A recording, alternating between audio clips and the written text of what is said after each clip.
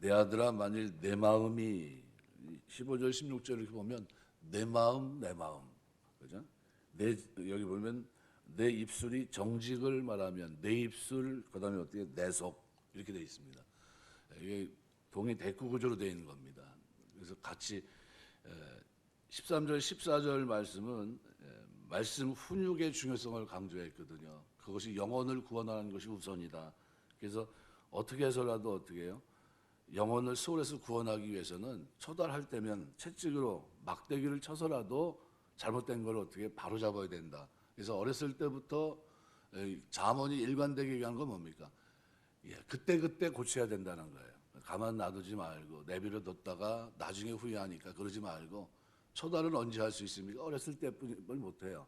그때 해야 된다는 겁니다. 그래서 영혼을 건져라. 그래서 훈계해라. 그것을 강조했는데 15절 16절 오늘 읽은 말씀에서는 배우는 사람들을 대상으로 해서 지혜로운 자, 정직한 자가 될 것을 권면하고 있습니다. 그래서 가르치는 자의 즐거움을 여기에 포함시키고 있습니다. 그래서 15절 16절은 우리 교차대표 구조로 되어 있는데 내 마음이 지혜로우면 이것은 만일 내 입술이 정직을 말하면 이게 동심원으로 보면 외곽에 이렇게 배치되어 있습니다. 그렇게 하면 그 안에 뭐가 이제 형성이 되냐 하면 나 곧 내 마음이 즐겁겠고 그다음에 내 속이 유쾌하리라 이렇게 되어 있습니다.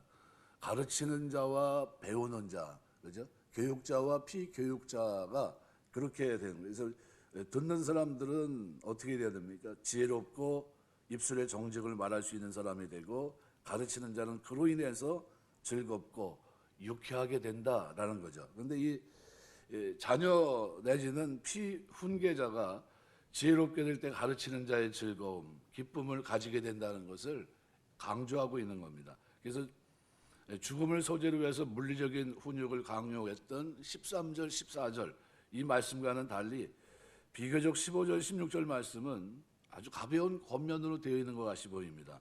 근데 내용을 가만히 들여다보면요, 하나님 말씀을 가르치는 자와 배우는 자가 제일 중요한 것이 뭐냐? 인격적인 관계라는 겁니다.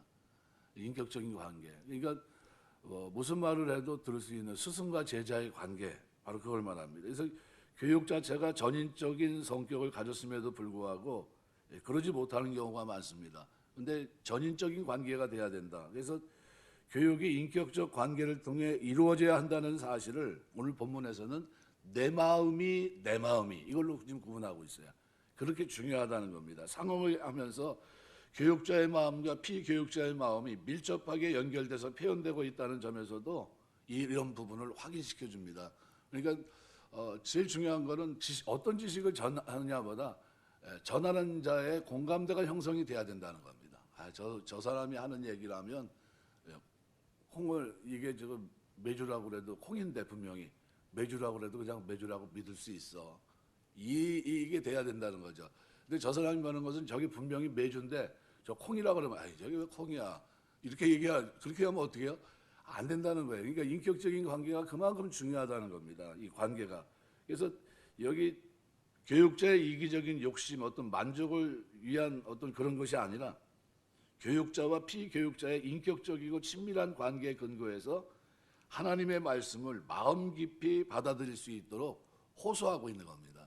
그러니까 지금 중요한 건 뭡니까? 말씀으로 변화되는 게 굉장히 중요한 거죠. 그래서 16절에 보면 만일 내 입술이 정직을 말하면 내 속이 유쾌하리라. 이 정직이란 메샤르라는 원형의 단어는요, 보통 뭐 공평함, 뭐 공정함, 뭐 이런 걸 얘기하는데 뭐 거짓말하지 않는다 이런 개념이 아니라 여기서는 하나님 말씀을 따라 의롭게 사는 것을 말합니다.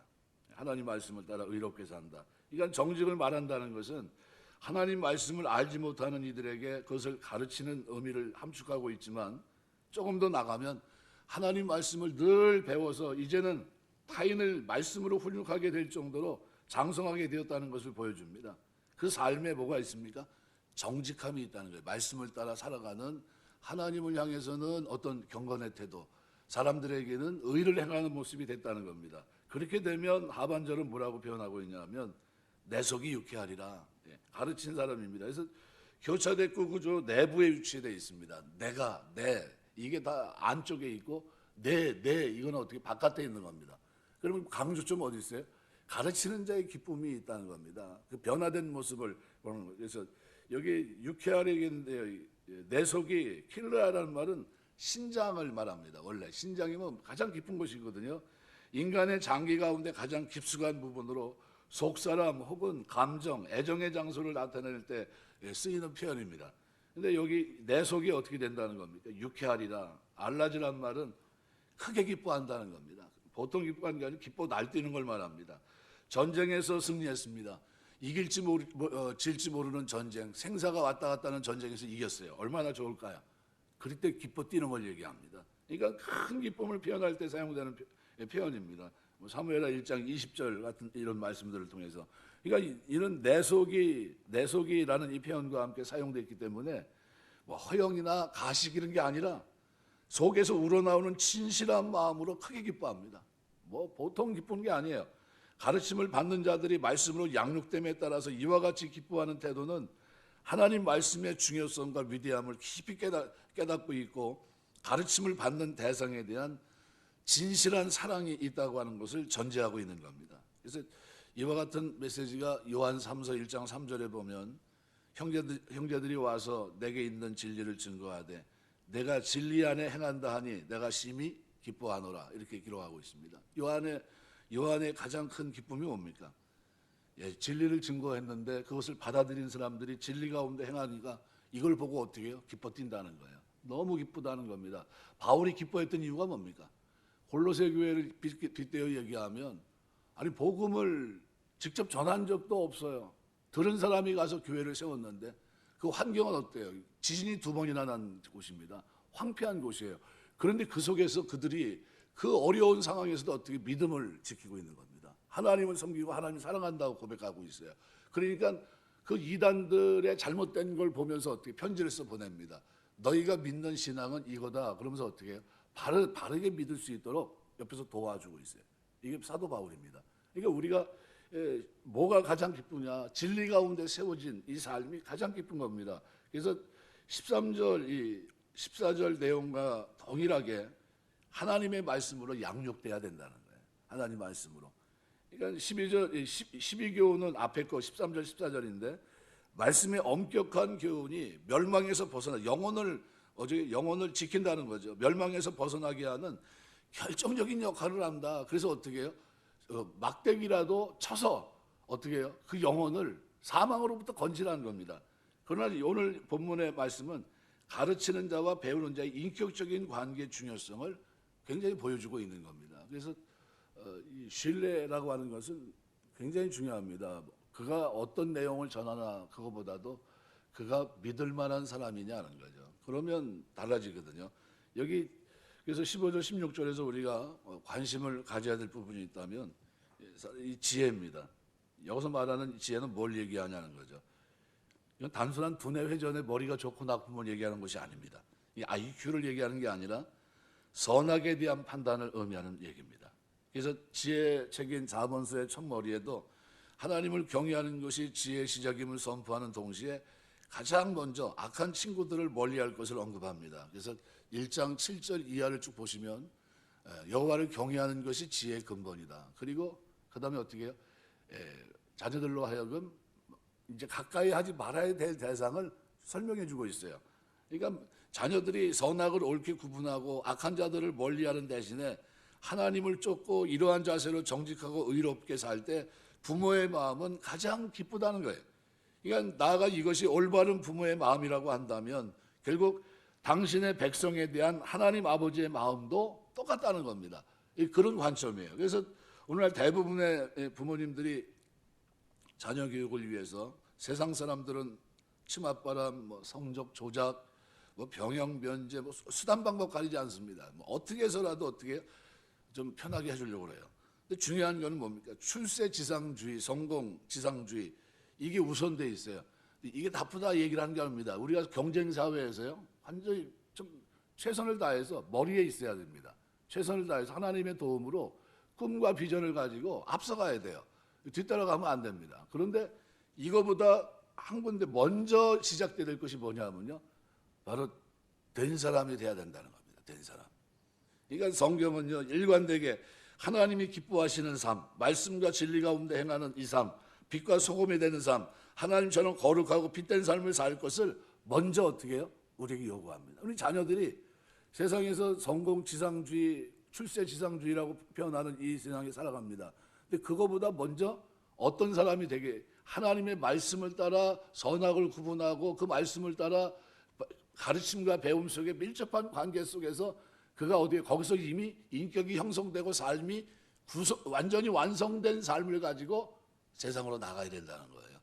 거기서 어떻게 해요? 성공해야 되고 거기서 출세해야 됩니다. 가만히 보세요. 요셉을 하나님이 쓰시는데요. 요셉이 채색 옷을 입고 누구 앞에? 아버지 앞에서 있습니다.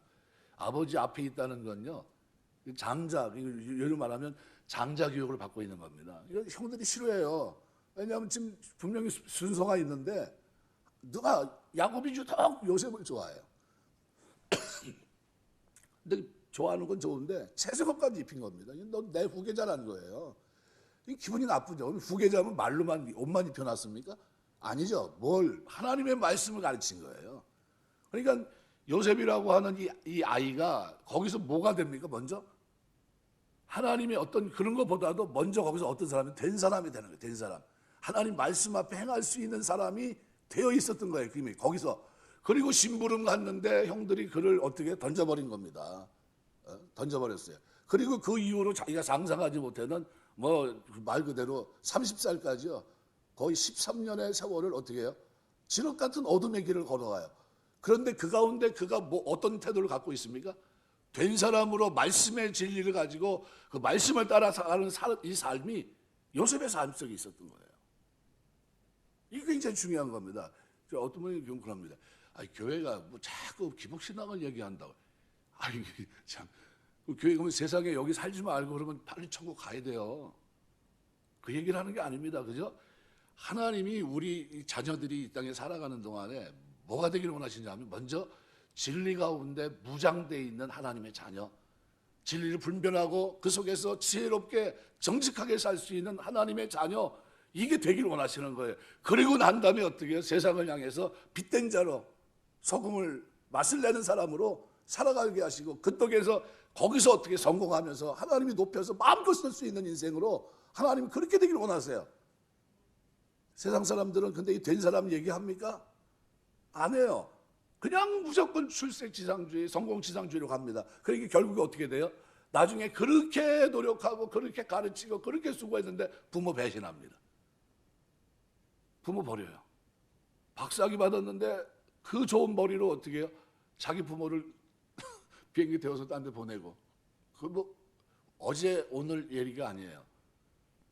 자기는 어디에 이민 가버리고 부모는 여기다 떨어뜨려 버리고. 뭐가 안 돼서 그런 겁니까? 기본이 안 돼서 그런 기본. 하나님 경외하고 부모 공경하는 이 기본이 안 돼 있고 사람들에 대해서 어떻게 선을 행할 이런 기본이 안 돼 있고 살아가는 동안 하나님 앞에서 거룩하게 살아야 할 이것이 안 돼 있으니까 그렇게 되는 겁니다. 우리가 살아가면서 우리 자녀들을 어떻게 인격적인 교육이 중요한 것은 우리 부모님들이 어떤 교육을 시켜야 된다는 겁니까? 된 사람 만들어야 돼. 된 사람. 우리 자녀들. 그래서 훌륭하게 이 땅에서도 잘 돼야 됩니까? 안 돼야 됩니까? 너 됐으니까 너 대충 돼서 이게 아닙니다. 됐으니까 너는 하나님이 크게 쓰셔야 돼. 이렇게 얘기해야 되는 겁니다. 됐으니까. 너는 하나님이 크게 쓸 거다. 왜요? 뭐가 준비되어 있으니까요? 하나님이 쓰실 만한 그릇이 바탕이 되어 있으니까. 오늘 본문은 바로 그런 관점에서 들여다보셔야 됩니다. 그래서 한마디로 세상이 추구하는 박사는 든 사람이에요. 출세하고 입신양명을 이루는 사람은 난 사람이고, 그런데 하나님 진리의 말씀에 입각한 사람은 뭡니까? 된 사람이에요. 근데 하나님은 누굴 원하십니까? 이 된 사람이 되기를 원하세요. 어려서부터. 그래서 어떻게 해요? 처단하는 겁니다. 잘못되면 막대기라도 어떻게 해서 그 영혼이 흔들리지 않도록 세상에 나가서도 변함이 없도록 흔들라는 겁니다. 그리고 그 다음에 어떻게 해요? 이 교육자와 가르침을 받는 이 사람이 어떻게 하나가 돼서, 그죠? 나는 저 교훈이 내 인생의 가장 중요한 교훈이다. 이렇게 생각할 수 있도록 만들라는 겁니다. 그래서 그 교훈대로 살아가면 결국 어떻게 된다는 겁니까? 오늘 본문은 우리에게 뭘 선사합니까? 굉장한 큰 유쾌하게 되리라. 내 속이 유쾌하리라. 어떻게 기뻐 뛰는 걸 얘기합니다. 전쟁에서 승리한 사람이 기뻐 뛰면 어떻게 뛰겠어요? 소리만 지르겠습니까? 말로 표현할 수 없죠. 그 감동을 내가 이 전쟁에서 이겼구나 하는 이거죠. 이게 뭐예요? 아이들과 이 저기에서 어떤 기쁨이요? 그 아이들이 된 사람이 됐을 때 누리는 이 기쁨을 본문이 말씀하고 있는 겁니다. 그래서 디모데전서 6장 11절 오직 너 하나님의 사람아 이것들을 피하고 의와 경건과 믿음과 사랑과 인내와 온유를 쫓으며 사무엘상 16장 7절 보면 여호와께서 사무엘에게 이르시되 그 용모와 신장을 보지 말라 내가 이미 그를 버렸노라 나의 보는 것은 사람과 같지 아니 사람은 외모를 보거니와 나 여호와는 중심을 보느니라.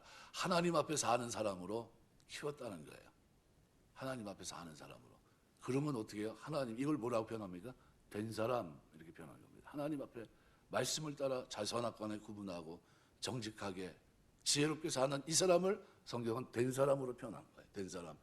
이것이 뭐예요? 지혜라는 겁니다. 이것이 정직이고 이 얘기를 하고 있는 겁니다. 그러면 우리 살아가면서 우리 여러분 자녀들이 그런 자녀 되시길 주의 이름으로 축원합니다.